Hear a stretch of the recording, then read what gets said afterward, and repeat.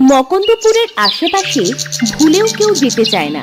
যার যতই বুকের পাটা হোক না কেন, ওই গ্রামের আশেপাশে যাওয়ার কথা কেউ কর্ণপাতই করে না। কেন জানেন? চলুন দেখে আসি।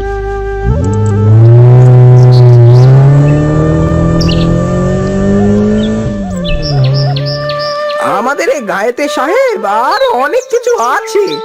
আপনি আর কি দেখতে চান সাহেব? আমি আরো কিছু দেখতে চাই গোসাই, আমাকে আরো ভেতরে লইয়া চলো।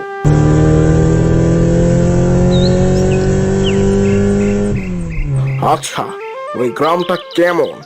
ওখানে কজন লোক বাস করে? না না সাহেব, ও তল্লাটে কেউ যায়নি। ওখানে বড্ড ভয় আছে গো সাহেব। কেন? ওখানে কি আছে? আমাকে লইয়া চলো এক্ষুনি। ও গায়ের হাওয়া ভালো নি গো সাহেব। কামরূপ কামাখ্যার যেন প্রতিচ্ছবি, নাম মুকুন্দপুর। কামরূপ কামাখ্যা কি হে গোসাই? ভারতেই আছে। সেখানে সকলে জাদু টোনা করে, বিভিন্ন ভূত প্রেতের আনাগোনা। দিনের বেলাতেও কেউ যায়নি। ও গায়ের মানুষেরা নিজেদের মতোই থাকে সাহেব, কখনো গা ছেড়ে বের হয়নি ওই গোষ্ঠী। হা হা হা হা, তুমি বড্ড ভীতু আছো গোসাই। আজকাল ওসব ভূতের ভয় পায় নাকি কেউ? আমাকে ওখানে লইয়া চলো, না হলে কিন্তু তোমাকে গুলি করিয়া মারবো বলিলাম। সে সাহেব, আপনি মরলে আর ঠেকাবে কি? তবে আমি ওখানে যাবনি। ওখানে গেলে আরো ভয়ানক ভাবে মরতে হবে। আপনি একাই যান। বেশ বেশ, আমি একাই যাব। তুমি এক্ষুনি নামিয়া যাও আমার জিপ থেকে। গোসাই নেমে যাওয়ার পর সাহেব জিপ থেকে একাই গেল মকন্দপুরে। সাহেব গিয়ে দেখলো সেখানে কেউ নেই। গ্রামটাও বেশ পরিপাটি, অন্য সব গাঁয়ের মতোই। হ্যাঁ, কি এখানে তো কেউই নাই। তবে কি গোসাই আমাকে মিথ্যে বলিল? না, আর একটু এগিয়ে দেখি।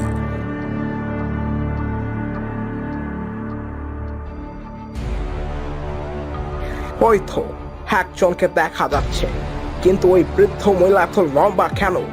আর ওই গরুর রংটাও এমন সবুজ কেন? যাই তো সেখানে। কি হ্যাঁ বরে, কে তুমি? আমি তো বুড়ি, থাকি এ গায়ে। তা তুমি কে বাছা?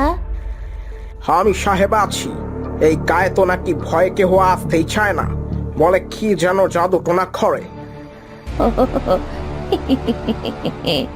ও কিছু না, এমনি বলে। তা সাহেব বাবু, গরুর দুধ খাবেন নাকি কিছুটা? গরুর দুধ? কি আশ্চর্য গরু এটা, পুরো সবুজ রঙের। থাও থাও খায়। সবাই এমনি এমনি এই গায়ের সকলকে খারাপ বলে, এটা খুবই ভালো।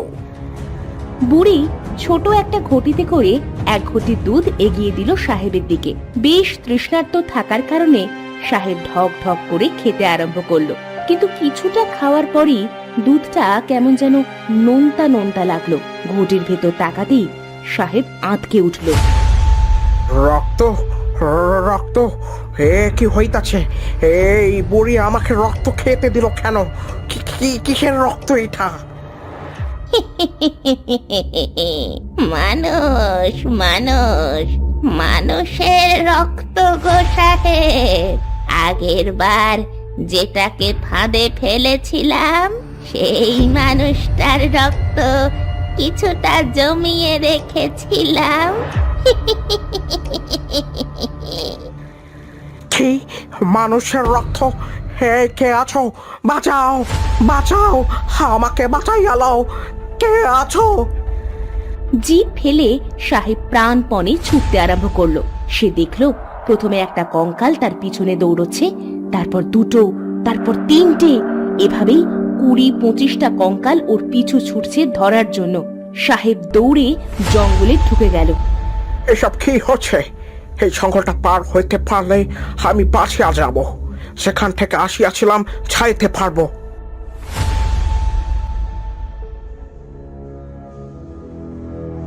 হে কি, আমি আবার এই গ্রামে ফেরত আসলাম কিভাবে?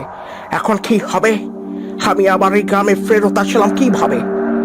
এ কি, এত মানুষ এরা কোথায় ছিল এত সময়? বাঁচাও, আমাকে বাঁচাও। এই গা হলো আমার, বুঝেছিস? মানুষের রক্ত মাংস দিয়ে আমি এই গায়ে সকলকে বাঁচিয়ে রেখেছি। এই সকলে ধর বেটাকে, আজ ওর মাংস দিয়েই আমি শয়তানকে তৃপ্ত করব। সকলের মধ্যে একটা গোল বেঁধে গেল। জীবিত অবস্থায় সাহেবকে সকলে মিলে খামচে টেনে হিঁচড়ে ছিঁড়ে ফেললো। সকলেই মহা আনন্দে খেতে শুরু করলো, যেন কত বছর ধরে সকলে এই দিনটার জন্য অপেক্ষা করছে। বুড়ি কিছুটা মাংস আর রক্ত তার সবুজ গরুর পায়ের কাছে রেখে জোরে জোরে শয়তানকে আহ্বান করতে লাগলো। আয়, আমার ভেট গ্রহণ কর শয়তান, আয়। হঠাৎ সবুজ গরুটা টকটকে লাল হয়ে গেল, আর সেই পান পাতায় রাখা রক্ত আর মাংস খেতে আরম্ভ করলো। দেব দেব, তুমি বেশি করে মানুষ পাঠাও, আমরাও বেশি মানুষ বলি দেব। যখন এসব ঘটনা ঘটছিল তখন গোসাই গিয়ে হাজির জমিদার বাড়ি। জমিদার মশাই, আপনার মা আজ হয়তো সাহেবকে খেয়েই ফেলেছে।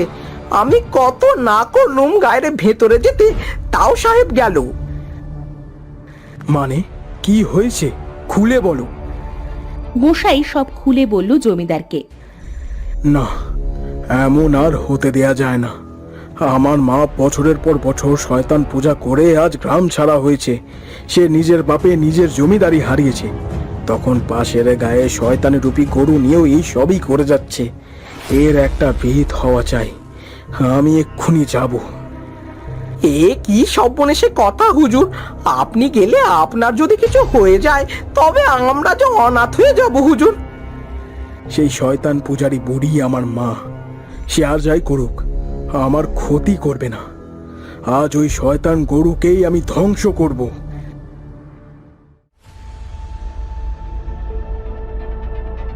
জমিদার গেল পাশের গায়ে। তাকে দেখে গ্রামের সকলে তেড়ে এলো, বুড়ি এলো না।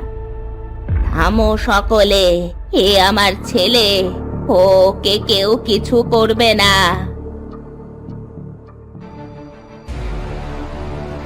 আর কত প্রাণ নেবে তুমি মা? আর কত মানুষ খেলে তোমার শান্তি হবে? অনেক মানুষ চাই বাবা, মোটে 200 মানুষ খেয়েছি। শয়তানকে আরো 10টা মানুষ খাওয়ালে সে আমায় অমর করে দেবে।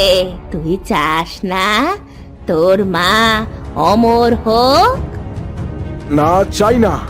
অপরকে মেরে অমরত্ব পেয়েও লাভ কি মা? সারা জীবন বেঁচে থাকাও একটা শাস্তির মতোই। আজ এসব শেষ হোক মা। মানে কি বলতে চাস তুই?